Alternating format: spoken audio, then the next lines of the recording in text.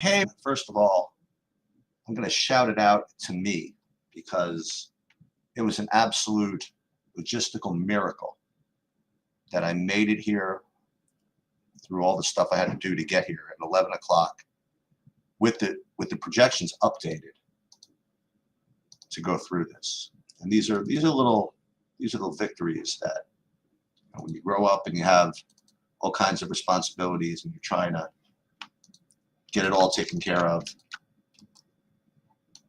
to get these things, these logistical things happening with any degree of consistency is always stuff to be admired.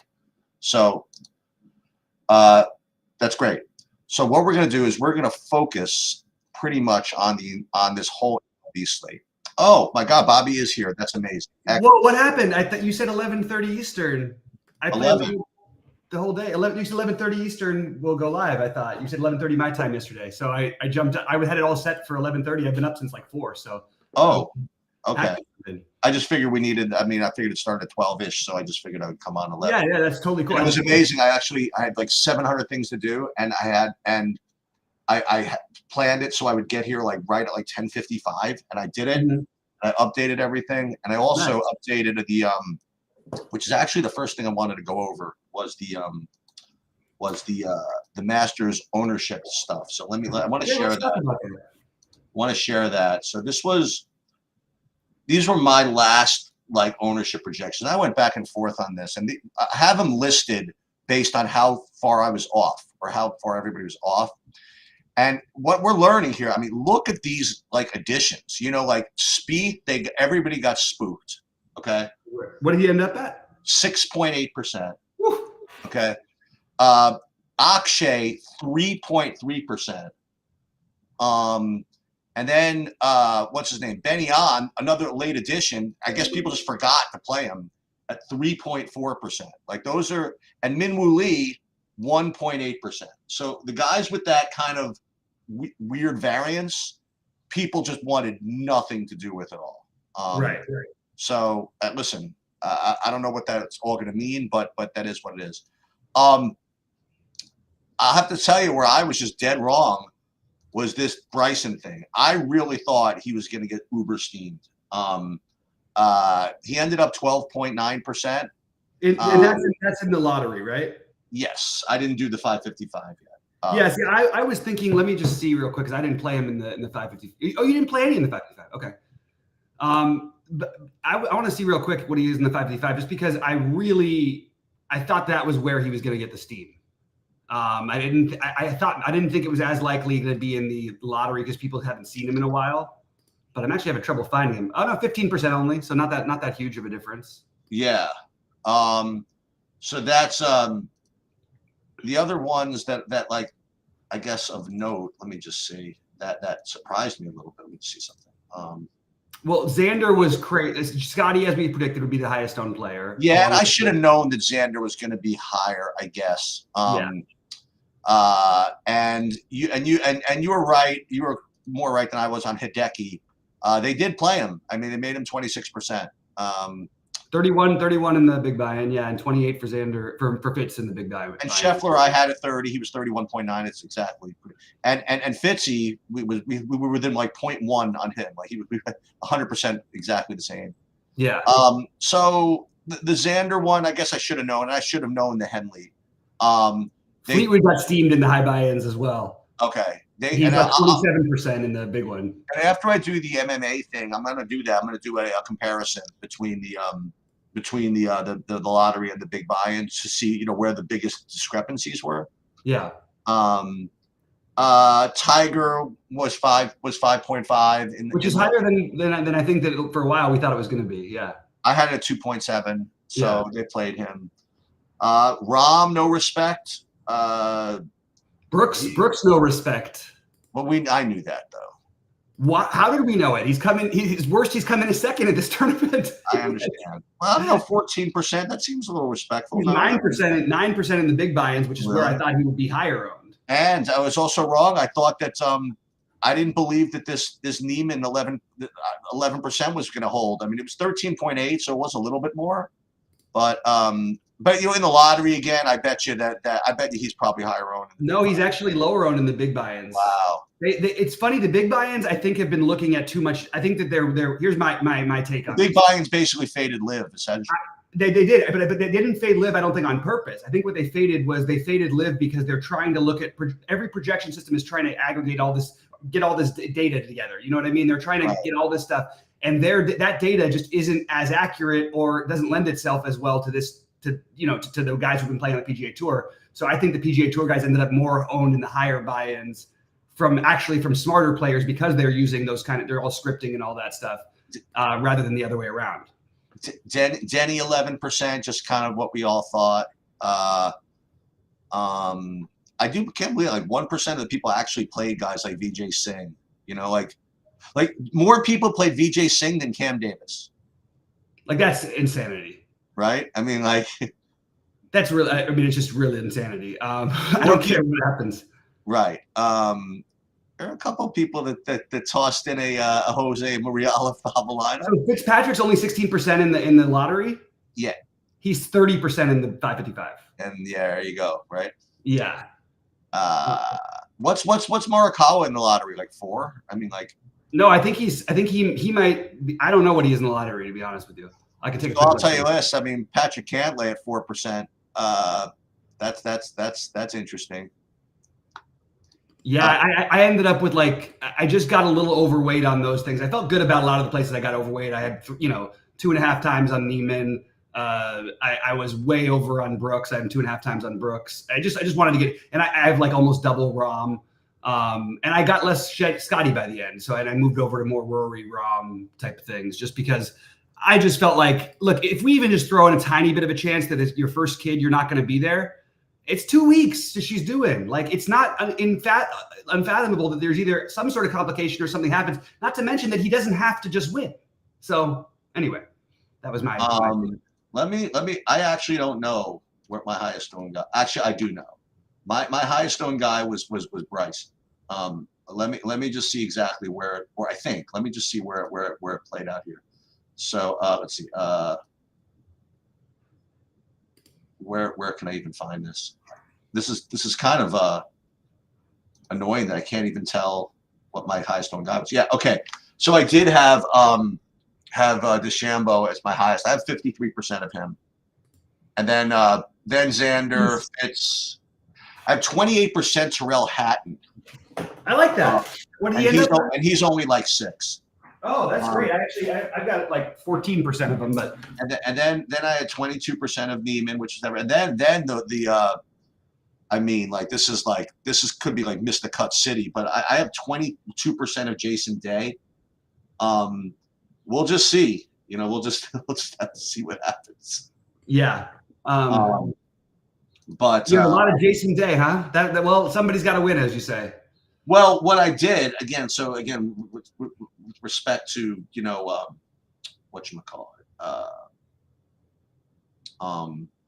process, I did end up like doing like ownership forcing. I did like Geo Mean stuff. So that's how and why I ended up with all that stuff. Right. And that's just it's just the way it is.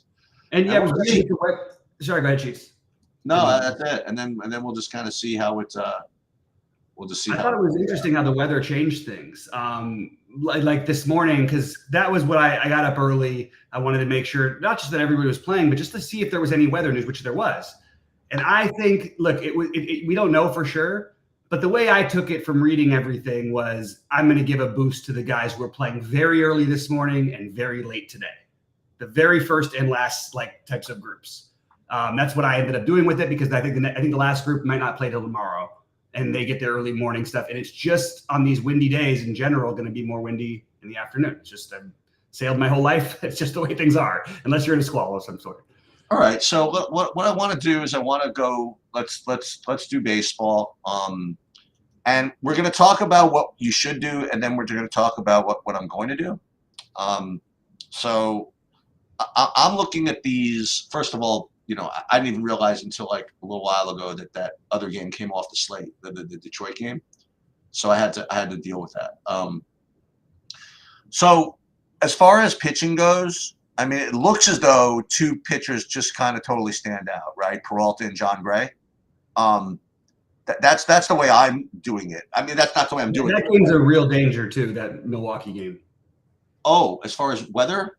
Yeah, it's an orange, but like it could also be some delays, and so I'm just Xing out the pitcher personally. I don't think Peralta's an automatic play like everybody else does anyway, so I'm okay just fading it. Well, let me just take a look and see what this weather's. Okay, so Milwaukee, Cincinnati, kind of. Oh, goodness. That would be nice if they just postponed it, wouldn't it? Well, then we'd have the 3 games, and then we've got Atlanta, who's not out of the woods yet. I mean, we have the same. It's not the same weather, obviously, but a similar weather to what we have to deal with. We have 5 games right now, right? What? We have 5 games. We have 5, but we'll go down to 4. Well, I'm not saying Atlanta is going to get postponed by any means, but it's going to play like a weird game. Like you've got winds blowing in a little bit from right field well, not blowing in a little bit, blowing like 20 miles an hour. So it's just kind of a weird slate to try to pick what to do. I thought you were saying you're afraid of it going down to 3. Okay. Well, I was sort of joking about that because Atlanta's not out of the woods entirely because they have the pop-up storms. That happens around the stadium all the time. Oh, so there is only 4 right now. Wait. There's only 4 right now, and then we actually, I mean, yeah, 3 is possible, and 2 is not completely out of the question. Wait, so there's Milwaukee, Texas. I'm just reading the teams: Cincinnati, Oakland, Houston, Milwaukee. You already said Milwaukee. No, I know. So the Mets, KC. Okay, so at least I just want to make sure I have the right guys projected here. So the other thing again is I have a feeling that Milwaukee is going to probably show up as good hitting. Yeah. So John Gray's a cheapo, and then like if you lose that Peralta, I mean, I kind of want Peralta to play because we want to play low on Brady Singer, right? You know what I want to do, yeah. I'm with you. Yeah, and the other guy who it's really funny. So if the Atlanta game plays, I mean, even the Winans is playable, I suppose. I mean, everybody's playable on this slate. So this is people ask for like a process video or whatever. So I'm going to just do this the way I would do it. So if I were going to hand build, right? So I'd be looking at this, like my sheets, and I would see the following. I would see that Peralta and Gray showed up to be the best pitchers by a decent amount, but they have like a good amount of ownership. Like they're the 2 highest owned. I can see 47 and 35. It could be higher, whatever. So then what I would see is if there was anything pitching wise that looks close, that's like really low owned. And I would look at Martinez, like Sears. So like between these two, like Martinez and Sears, I would see them having almost the same projection. Sears a little cheaper and half the ownership. Now, I don't know if that's actually going to be the case, but so what I'd be looking at, I would say, okay, I probably prefer Sears to Martinez if I was going to do that. And then I would see Hunter Brown. He's going to be about 20%. And then the Winans about 25%. So if I was going to pivot, I mean, like, again, forget the Brady Singer for 6. Brady Singer right now, I have projected like nothing. I have like no fantasy points. Let me just see exactly what I do have in that. Actually, that's not true. I have him at like 11.5, whatever. But he's not going to show up. I mean, he's going to show up at 11% at 8,200, whatever it is. So hand building, listen, I'd watch for the news and the weather, and then I would probably, play either one of these two, Peralta, Gray, with I don't know, maybe JP Sears. I have no idea. And then what I would do is I'll look at my stacks, like the way they rate right now, and right now it's Atlanta, Texas, and Houston, just on raw points, and you can get to pretty much whatever you want, I think, today. Yep. And then when you even rate by value, Texas shows up twice. Okay, so which is interesting because the aforementioned JP Sears, right? I mean, if you can get away with playing JP Sears, you're certainly going to get all the leverage against Texas. I mean, that's asking for trouble, to say the least. But I don't know. Texas, actually, when they don't even play their guys every day, and like they're so good, this team. Yeah.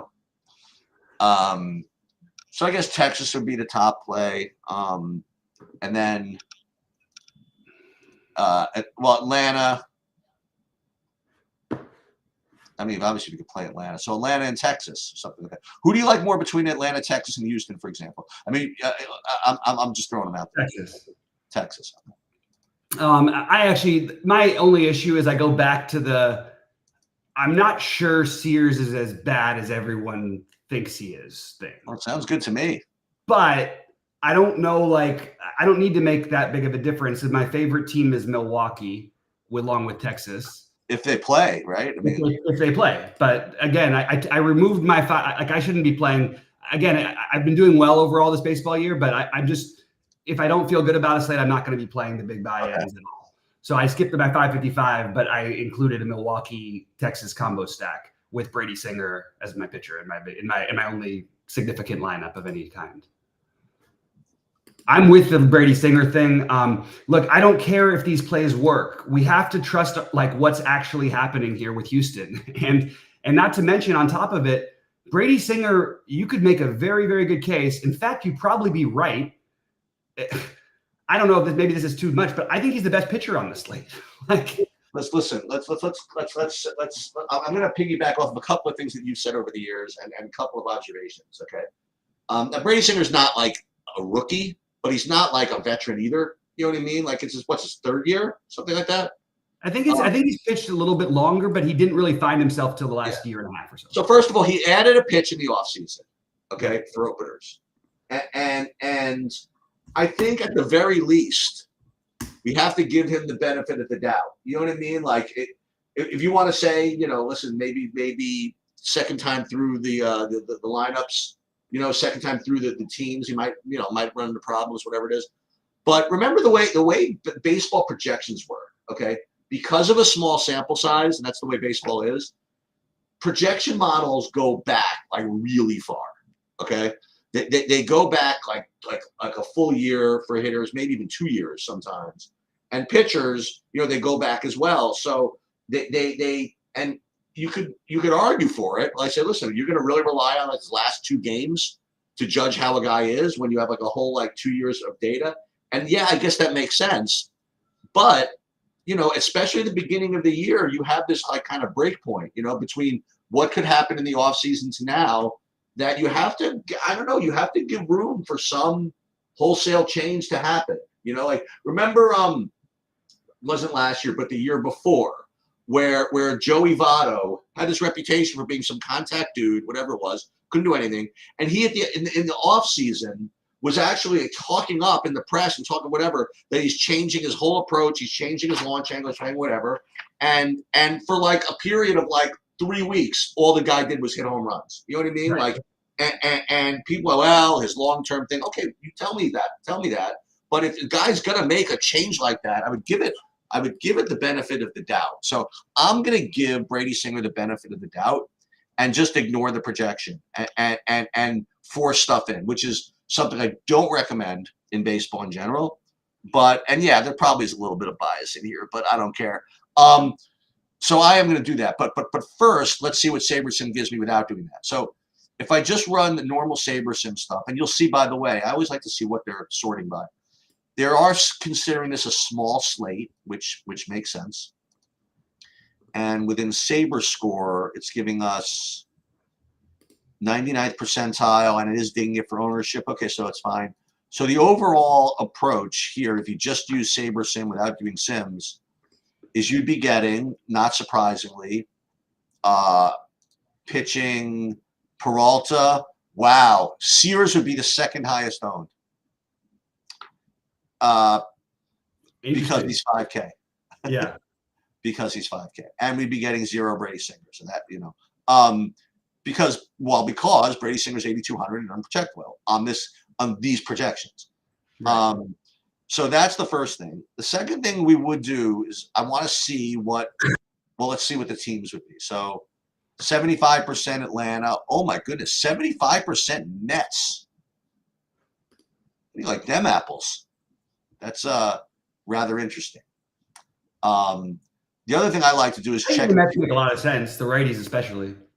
I also want to see what stack exposure looks like. So even though it's only a 4-game slate, you are getting to, a whole bunch of 5-3s and 5-2s. And listen, I don't need to steal your thunder here, but you don't have to force in stacks on a 4-game slate. Hey, I love it. I love to hear you say it. It makes me feel a little bit better about myself. You don't have to. However, if I'm getting to them, I'm not going to force them out either. Okay? Absolutely.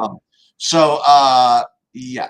So and you'd be getting Braves and Mets. I mean, they must really like the conditions there to put them both out there. I mean, it's pretty awful. Like for what it's great. Like in terms of, it's nice, the temperature and the humidity is nice, but the winds are a little bit cross. But like 20 miles an hour in is a whole different. That's like reverse course. That's to see when you get to 20 miles an hour. Really, it's tough to hit them out to right field. But that's really just for the lefties. And also lefties can hit the ball the opposite way too. There's no rule that says they can't hit an opposite field home run, but it's just a little, when you talk about what people are doing. Now I would only get off of that I would use that as a justification to get off of chalk more than I would look as a reason not to play a game, Yeah. So like, I would like the Mets still, because their ownership's going to be pretty decent, I think, today. The Braves are going to be super popular. I like this Milwaukee thing a little bit. No, people like this Martinez, and that's fine. I don't know why. Hang on. Hi, I'm recording. What's up? All right. Well, we're talking about that. Let's see. Taking a quick look. For those of you guys who took Austin Eckroat, rough start to the day. It's rough on the first hole when you go from 65% to make the cut to 40% to make the cut on the first hole of a tournament. What? Austin Eckroat went from 65% to make the cut to 40% on the first hole. Oh my God. He double bogeyed the first hole. I just heard from my wife, of all things, that O.J. Simpson died. Oh my God. That's oh, what? Yeah. Wow. Yeah, I don't know what to say about that. Nor do I. He was a good running back. Yeah, good running back. Questionable person. Not a question. Yes, he's definitely a good running back. Anyway, well, we're gonna hear about that. We're gonna hear about this for the next 6 weeks. Oh man, that was a big family divider because we none of us thought OJ was innocent. All of us thought that LA would come crumbling down if OJ was convicted. Because we had just dealt with the Rodney King riots, and they were, everything was going crazy everywhere. And then the OJ trial, had he been convicted, I think would have set the city on fire. So horrible, but probably saved a lot of lives. Anyway, all right. We got a nice start for Taylor Moore with an early birdie. Right. Okay. Oh, that's kind of funny, but fucked up. Sorry. I guess it was Cancer. Free roll DFS. Cancer says it's looking for the real killer. It's horrible to make these jokes, but it's kind of funny. Yeah. Oh, yeah. Here it's gonna come. There's too many good ones. That's just the first time I heard it. There's gonna be here it's gonna come. But all I will say is this. I don't know how old people are or whatever it is, but to live through that whole circus, I mean that was it was really amazing to see the whole trial play out, like literally like every word of the trial like broadcast live, and everybody just following it every single day, and it was nuts. I mean, it was really nuts. My godfather was Judge Ito's lawyer. Oh, no kidding? No, seriously. So he so they would talk about him and stuff during the trial, and back then, there's internet and it's not a thing or anything. So his office was blowing up. Everybody's trying to get him to find him to represent them just because he was like a big name. So it was just kind of funny. He actually was somewhat friendly with Johnny Cochran, oddly enough too, which is just kind of funny.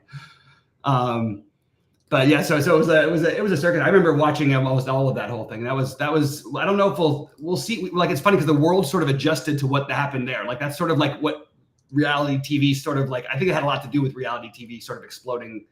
I don't know. Anyway, Yeah, unfortunately, that was one of my that was one of my bad karma wagers that I always felt bad about.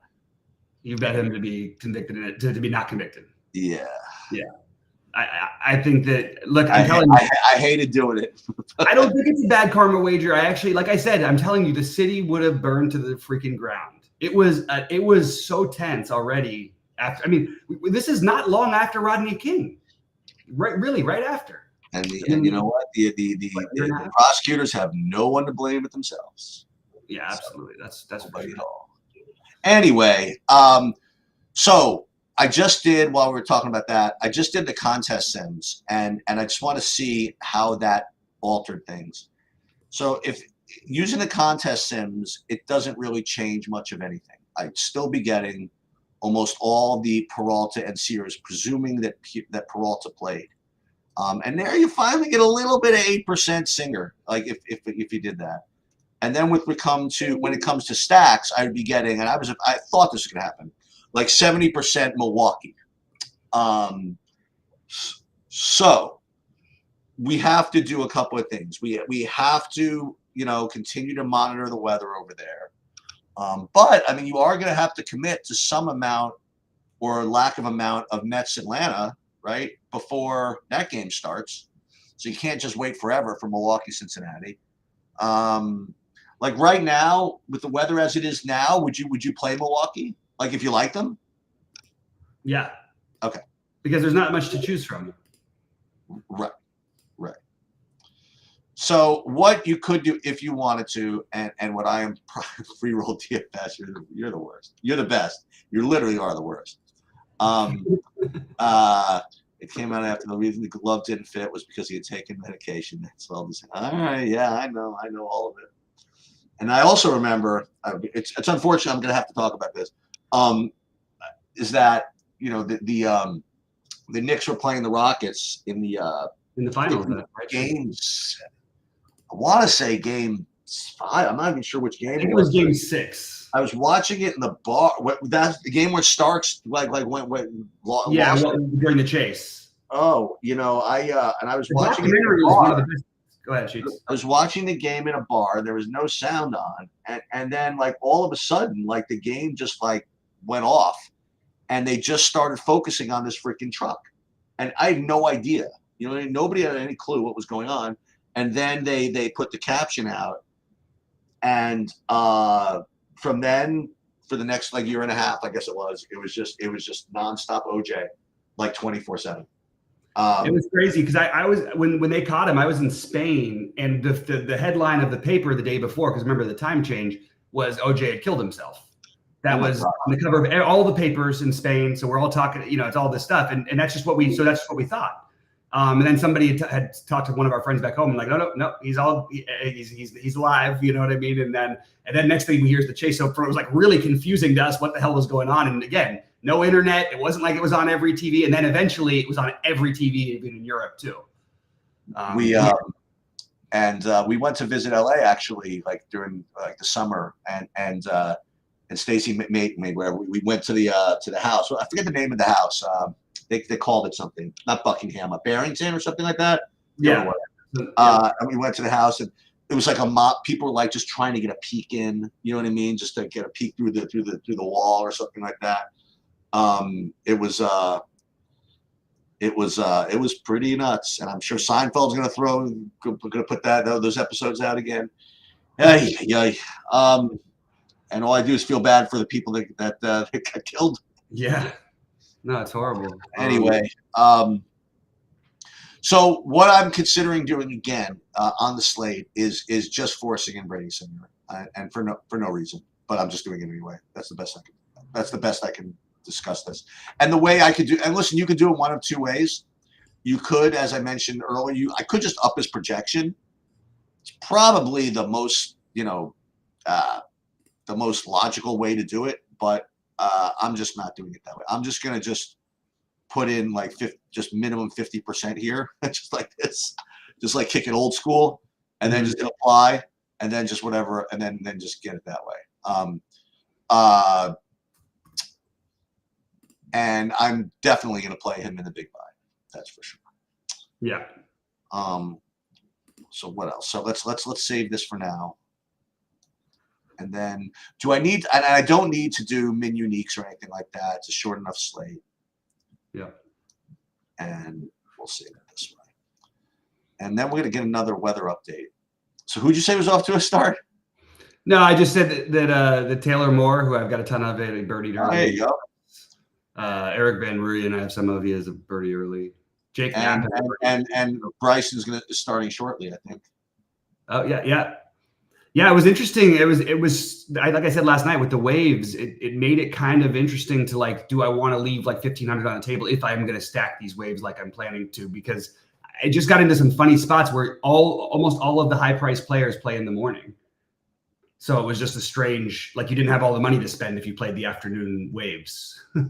Olaf Thobel even through 3. Okay. We'll see. Okay. He's tied with Knapp. Was it last year or 2 years ago? Fred Couples was like 5th, like I think so. I think so. And by the way, I mean, let's not also forget that we don't have lineups. We don't have lineups. This is a horrible slate. We're just here because it's nice. It's Augusta. It's the start of the match. Well, at least I'm here because I'm going to get going down to LA soon. I'm visiting an old friend of ours who almost won a big tournament the other night. Oh yeah. Yeah, he was at the chip lead of the 10K for a long time. It was 1.8 million for first, and I don't even know what site it was. Yeah, it was a huge tournament. But Sheets, if you wouldn't recognize this guy now. He's cool, calm, and collected. He's got his family, his kids, and he's like, yeah, so I made 60K. He goes, it was a terrible result for where he was. And he's just like, you know what? I did my best, and you know what? No big deal. No sweat. Wait, which one, Anthony or the other one? Anthony. Okay. John would have always been like that, but Anthony, this is the new Anthony. He's really chilled out. He's like, oh my God, Milwaukee, Cincinnati postponed. You know what? At least that's handled. Okay. So needless to say, you don't have to stack today. Yeah. As a matter of fact, you could play Brady Singer with Yordan Alvarez, if you feel like it. The point being that it's a 3-game slate, and you could play pitchers against your hitters. So what I'm gonna do, first I'm trying to get a handle of this master sweat. Oh, DeChambeau -1/1. Let's go. Hey, that's a nice start too. What the hell's going on with my freaking the master, supposedly the greatest coverage in the world? Where's my freaking coverage? Where is this? My group is not horrible because of the timing. I cannot believe how golf doesn't figure this shit out sometimes. It drives me nuts. Absolutely nuts. My group 28 now playing course leaders. I don't know. It's just DeChambeau through 1. That's definitely a good start. By the way, it's also fine to use hitters against your pitcher. I think that should go without saying on this. That's what I just said. Oh, sorry, I missed that. I went through the whole thing. I said you play Alvarez against Brady Singer. Then I said. Oh, I'm so sorry. I was just trying to rebuild my lineup. Sorry. Okay. So again, a little bit of a schedule. So I'm gonna finish doing this stuff. I am gonna update the projections one more time in the next 45 minutes, and then after I put the lineups in, I'm gonna do the MMA video, and I keep threatening. I don't know whether I should do it live or not. It doesn't really make too much of a difference, but you know what? I will. Why not? I'll do it live. I guess it doesn't matter. And then nothing else today. By the way, what screwed up all of these? What made the schedule so weird for like the sports the next 2 days? Like basketball for the last day of the year, they're going to have everybody play on Sunday, but they're literally running right up against the Masters, which makes no sense to me. You want to know why? Because no one's going to care about the last game anyway. No, almost every team has a huge thing. Oh, really? They're all within like one game of each other. Oh, you know what? I lied. I am going to be here later because 6 o'clock there's NBA tonight, so I'm going to be here. I'm out. I'm probably out for the live. Yeah. I am gonna. Yeah, just so if somebody could post about that, I am going to be live at 6, and I'm going to do NBA, and I'm going to do hockey. So I'm going to do NBA and hockey at 6 o'clock, and then tomorrow I'm going to do the betting breakdown for the MMA slate, and Saturday morning I'm going to do the lineup construction video, and. Good luck in the Masters. Good luck trying to find freaking your coverage here. It's a little annoying. But Yeah, ESPN Plus has got the holes, but I can't find anything else. and I guess my thoughts do go out to Simpsons survivors, his kids, and that's it. Good luck, everybody. Good luck, guys.